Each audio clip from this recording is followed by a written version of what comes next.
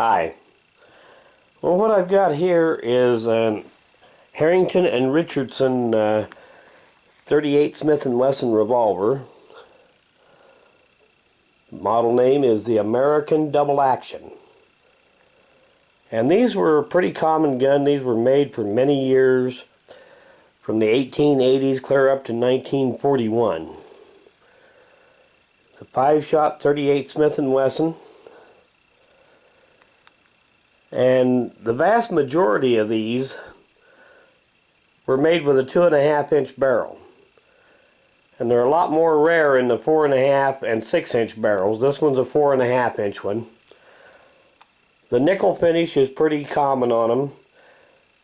Nickel finish with the trigger and trigger guard being blue. And that was normal on them. See if we can get all the markings to show up.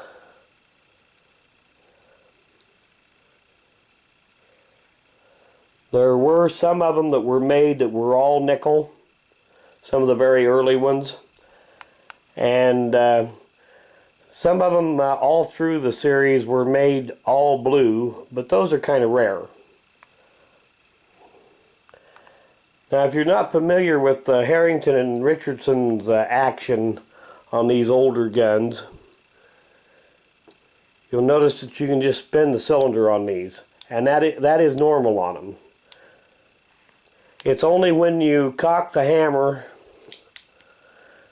that the cylinder actually locks up, or when the trigger is pulled, of course, when it's fired. Other than that, the cylinder just turns. And like I said, that's normal. Now, these did not have a very robust action on them, and they're very prone to wear. So it's very common to find these that when you do cock the hammer back, they no longer lock up. And of course, one like that would not be safe to fire. Now, you'll also notice, if I can get this lined up here, that when the hammer is down, you've got the firing pin resting right on a live primer. So it does have a safety catch notch, but I would imagine that is probably not very strong. So if you were going to carry one of these things around, it'd probably be like an old Colt single action army. You'd leave one chamber empty. However, since this thing likes to rotate very easily, I'm not sure that your hammer would always be down on the empty chamber.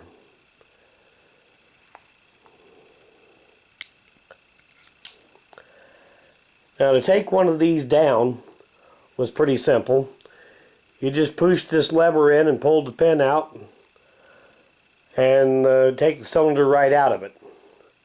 And since the cylinder rotates very easily to load and unload it, all you do is just rotate the cylinder to load and unload.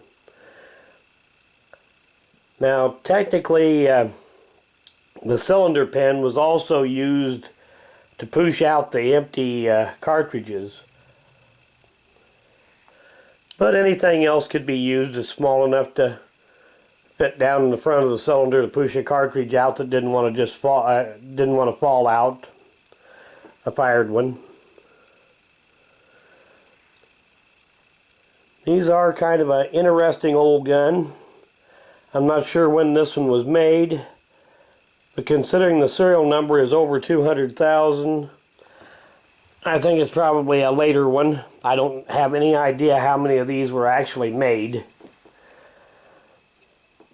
But I am sure that it's a new enough one that it is in the smokeless powder era. But anyway, I thought I'd just give you a quick look at it. I want to do an end of video shout out, and this one's for Benny Big Gun. And I'll put a link to his channel in the description of the video. If you have a little free time, go check it out. Thanks for watching.